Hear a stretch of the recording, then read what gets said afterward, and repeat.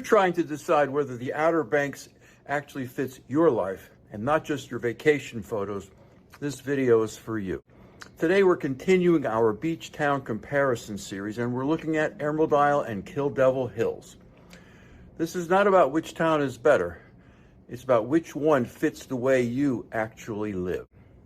On the surface, Emerald Isle and Kill Devil Hills are both barrier island towns along the North Carolina coast. But once you get past the surface layer, the similarities thin out quickly. Kill Devil Hills sits in the middle of the northern Outer Banks corridor in Dare County. It is busy by design, built for access, tourism, and year-round activity.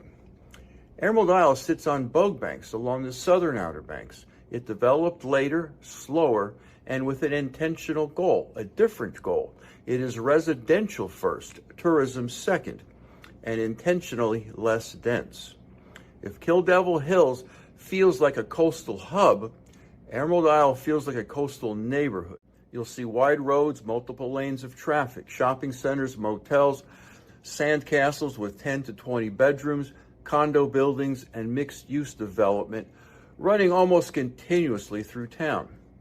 There is always something open, always something happening, and always somewhere to go.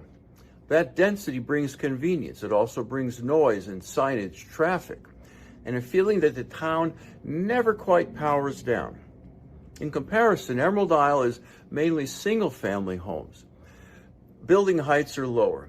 There is no long corridor of condos. There's no commercial strip stretching from one end of town to the other. Zoning rules, septic limitations, and local planning decisions intentionally capped the density of Emerald Isle.